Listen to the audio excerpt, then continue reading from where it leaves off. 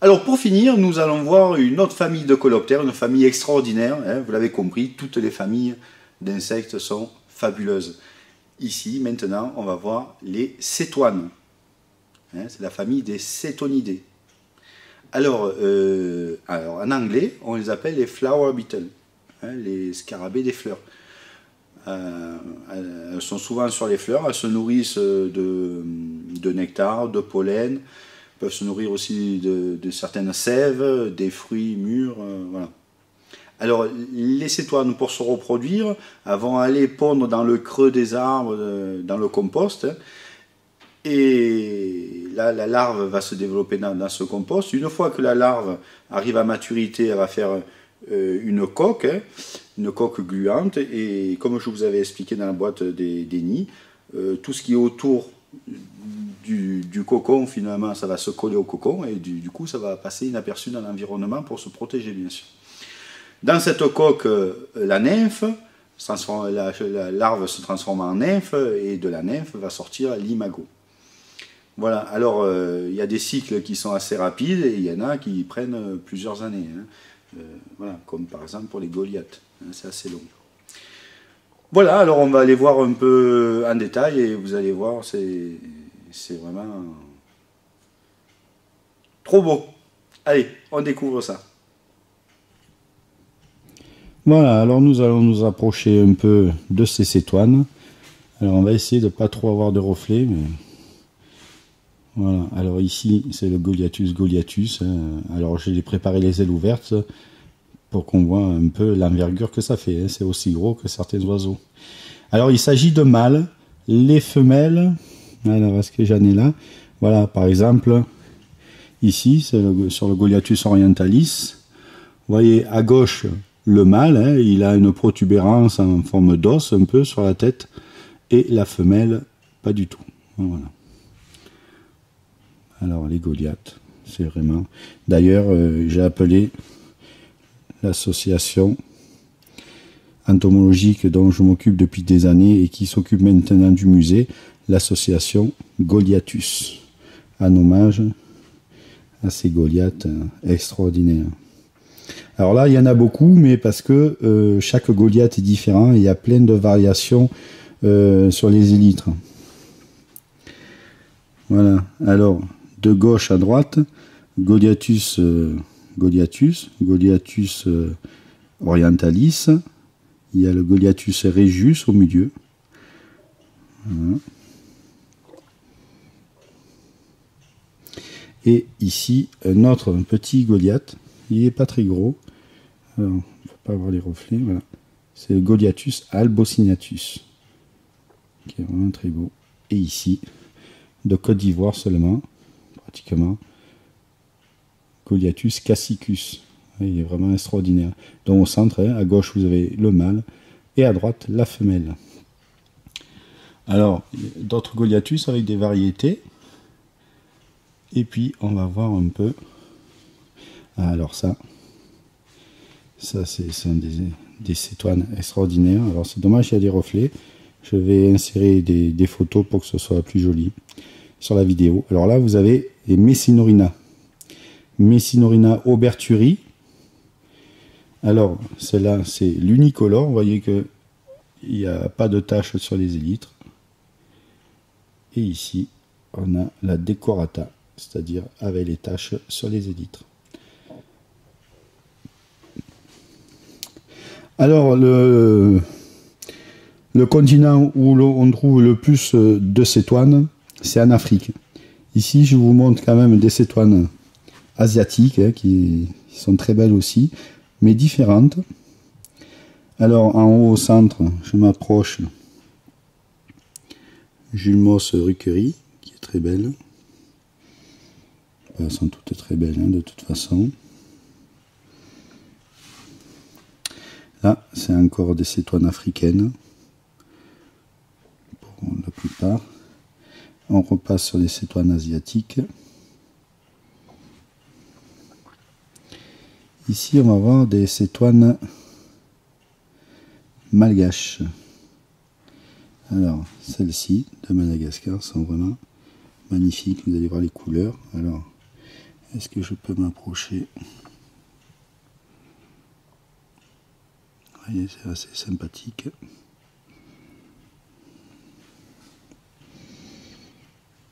Alors, cette boîte, c'est africain, c'est les Kelorina. Plus haut, c'est les Fornacinus. Très belle cétoine. Alors, toujours pareil, le mâle a une protubérance sur la tête. Toujours les Fornacinus. Alors, ici, les Mégalorina. Alors, Mégalorina, il y a beaucoup de variétés, de variations. Il y a des grands mâles, vous voyez en haut à gauche, les mâles qui ont des cornes incroyables. Au milieu, de tout petits mâles. Alors, et puis il y a des mâles moyens. Hein. Mâle majeur, mâle médium, mâle mineur. Alors en haut, c'était le Arisi procera. Et celui-là, c'est la Arisi peregrina. Voilà. Je sais pas si je peux faire un gros plan ou pas.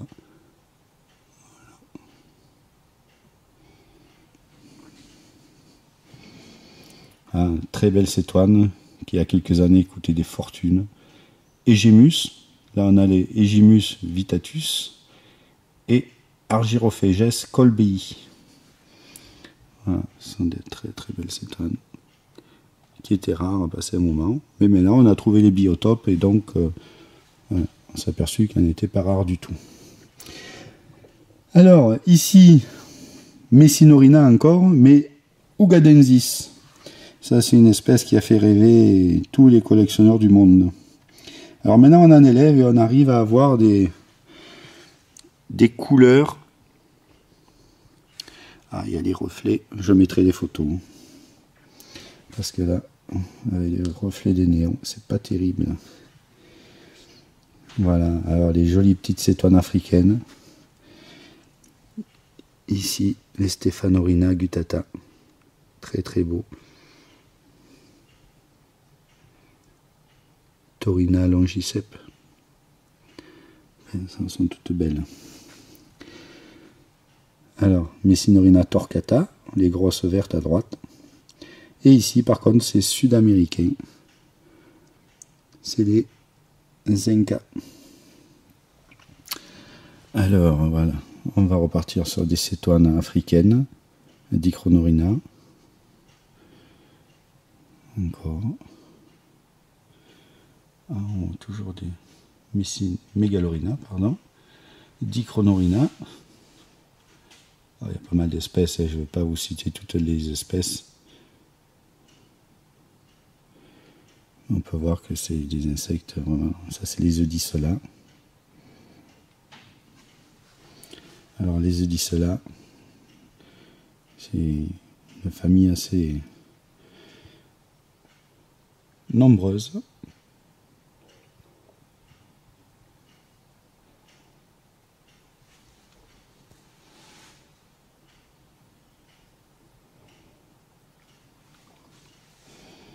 Alors là, c'est plus des Eudicela. Kerolasia.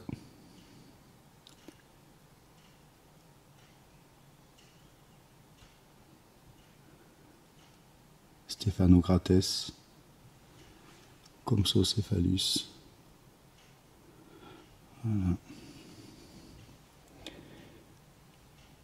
Homorodes passerini. Voilà, alors ici en bas, on a les petites cétoines africaines. Là, les Pachnoda, c'est une très très jolie famille.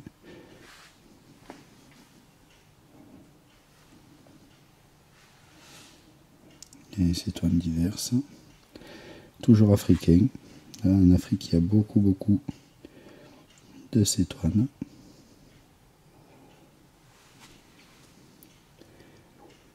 Voilà, tout ça, c'est toujours africain.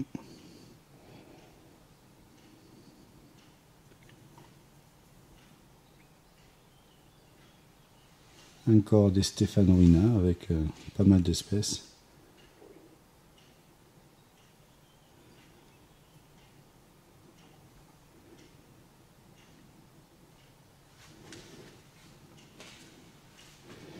Une jolie cétoine africaine aussi. Les Neptunides. Encore des Neptunides. Et encore des cétoines africaines.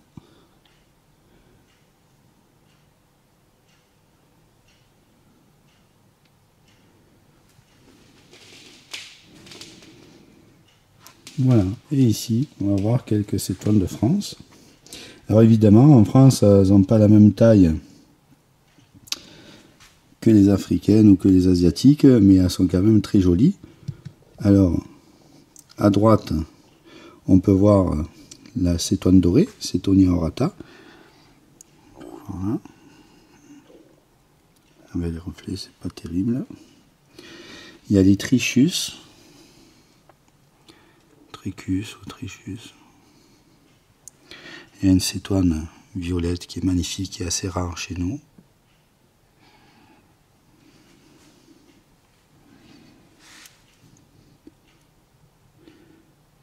Il y a une Orimus. Ils sont là au centre.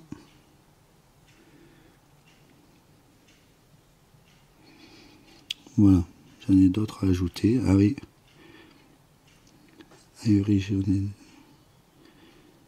Aeruginosa. C'est là, la grosse verte en haut là, elle est très jolie. Assez rare aussi.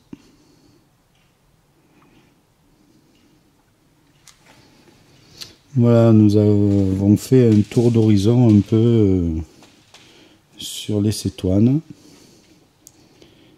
Voilà. Très jolie famille, il y a beaucoup de collectionneurs qui ne font que les cétoines par exemple, parce qu'effectivement c'est une famille pleine de couleurs, de jolies formes, assez facile à trouver. Et voilà, mais mes préférés, vous l'avez compris. Ce sont les Goliaths.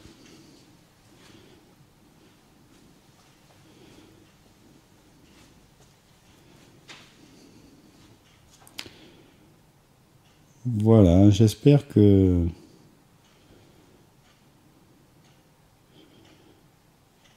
ces explications vous auront été utiles et qu'elles vous aideront à comprendre un peu mieux les insectes et par ce fait de les protéger. Bon, j'ai pas alourdi volontairement la visite, hein, j'aurais pu expliquer beaucoup plus de choses, mais trop d'informations tue l'information. Hein, cette vidéo, c'est quand même le public visé. Bon, c'est tout le public évidemment, mais voilà, c'est pas pour une thèse. Hein. C'est simplement pour une première approche entomologique et pour découvrir ce que la nature offre. Et malheureusement, c'est ce qu'on passe notre temps à détruire, parfois irrémédiablement.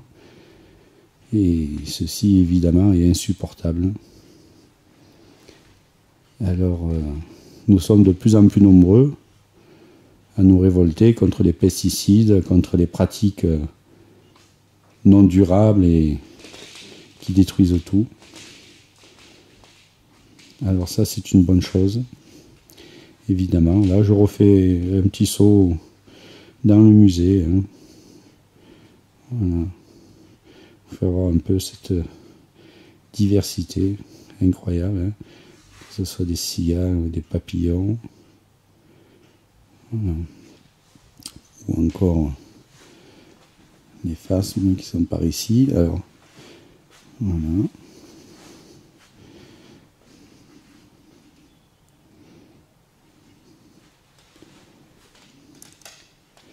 Une biodiversité entomologique incroyable, hein, puisque, comme je vous le disais, on connaît plus d'1 million d'espèces d'insectes. C'est ce qu'il y a de plus nombreux sur Terre. Et ça serait bien qu'ils ne disparaissent pas. Hein, sans insectes, nous ne pouvons pas vivre. Voilà. Tout ça, ce sont les bousiers.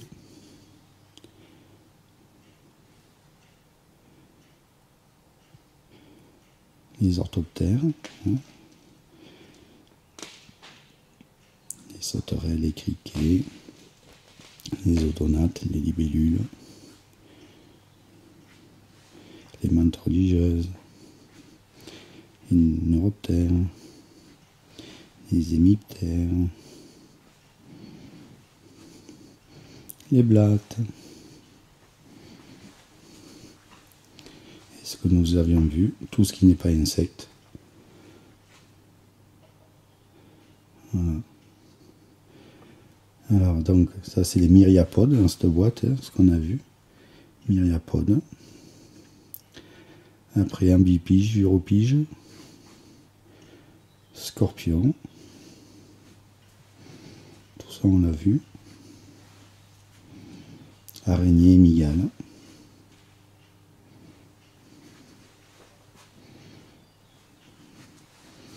Voilà, et ne pas oublier la différence entre, est-ce que je vais enlever les reflets, un insecte et un arachnide. Insecte, 6 pattes, arachnide, 8 pattes, insecte, une paire d'antennes, les arachnides n'ont pas d'antennes. Les insectes ont le corps divisé en 3 parties, les arachnides ont le corps divisé qu'en 2 parties. Les insectes, dans la majorité des cas, ont 2 paires d'ailes. Les arachnides n'ont pas d'ailes. Voilà pour cette petite vidéo.